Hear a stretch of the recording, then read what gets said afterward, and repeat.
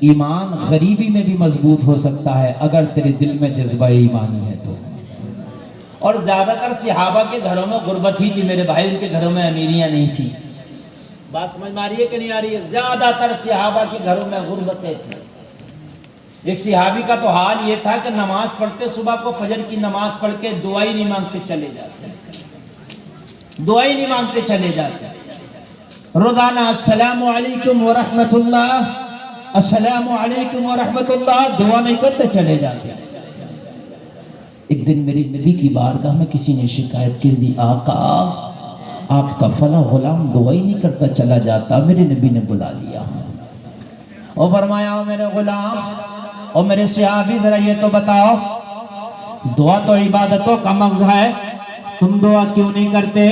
نماز فجر پڑھ کے فوراً چلے جاتے ہو، جبکہ فجر کے بعد کی گئی دعا بہت جلدی قبول ہوتی ہے، اور جو دعا میرے ساتھ کی جائے وہ تو 100% قبول ہوتی ہے۔ اور میرے غلام تم دعا کیوں نہیں کرتے؟ اور جلسے میں آنے والا صحابی رسول رونے لگا، آنکھ میں آنسو آ گیا۔ میرے نبی نے فرمایا، اور میرے غلام روتا کیوں ہے؟ عرض کرنے لگے، آقا بات اتنی سی ہے، میرے گھر میں میرے چھوٹے چھوٹے بچے ہیں۔ میرے نبی نے فرمایا، اور میرے غلام صحابی ہے تو بتا، تیرے گھر میں چھوٹے چھوٹے بچے نہیں ہیں؟ مدینہ میں اور کتنے ایسے نمازی ہیں کہ ان کے گھر میں بھی چھوٹے چھوٹے بچے ہیں، لیکن وہ پھر بھی نماز پڑھتے ہیں، نماز کے بعد دعائیں کرتے ہیں۔ تیرے گھر میں کوئی نرالے بچے نہیں ہیں جو تو دعا کیوں نہیں کرتا؟ عرض کرنے لگے، آقا بات اتنی سی ہے، میرے گھر میں چھوٹے چھوٹے بچے ہیں، مگر میرا پڑوسی ایک یہودی ہے۔ میرے نبی نے فرمایا، اور بھی بہت سے ایسے نمازی ہیں مدینہ کے اندر جن کے پڑوسی یہودی ہیں، لیکن پھر بھی نماز کے بعد وہ دعا میں شامل ہوتے ہیں۔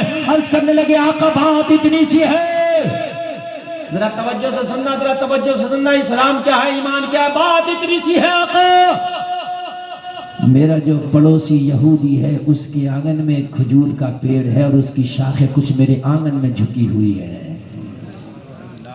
آقا رات میں پکا پکا کھجور ٹپک ٹپک کے میرے آنگن میں گر جاتا ہے۔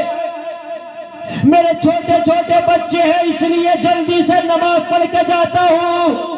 آقا کہیں میرے بچے اٹھ کر اس یہودی کا گرا ہوا کھجور اٹھا کے منہ میں نہ دے لے۔ عرض کیا، آقا اپنے بچوں کو حرام کھانے سے بچاتا ہوں۔ یا رسول اللہ، اگر دعا کرنے لگ گیا، میرے چھوٹے چھوٹے بچے اگر اٹھ گئے تو آنگن میں پڑا ہوا کھجور اٹھا کے کھا جائیں گے۔ یا رسول اللہ، اس حرام سے بچاتا ہوں، اب بتائیں میں دعائیں کیا کروں یا اپنے بچوں کو حرام سے بچایا کروں؟ میرے نبی نے سینے سے لگایا، فرمایا، میرے صحابی، اگر حرام کھلا کے دعا کرے گا تو تیری دعا بھی قبول نہیں ہوگی۔ حرام کھا کھا کے دعا کرو گے تو کیا دعا قبول ہوگی؟ حرام کا بٹور کے حج کرو گے تو کیا حج قبول ہوگا؟ پڑوسی کی مینڈ کاٹ لیا، بھائی کا پیسہ مار لیا، رشتہ دار کے قرضہ نہیں دے رہا ہے، غریبوں کو ستا گیا، عمرے پہ عمرہ کر رہا، حج پہ حج کر رہا، کسی کام کا نہیں ہے۔ سبحان اللہ، کیا بات ہے، حق ہے۔ بات سمجھ رہے کہ نہیں سمجھ رہے؟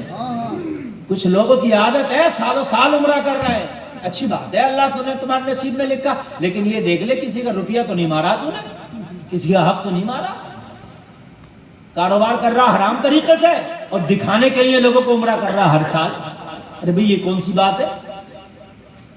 حرام طریقے سے کاروبار کر کے حرام پیسہ کما کے تو عمرہ کر رہا، کس کام کا تیرا عمرہ؟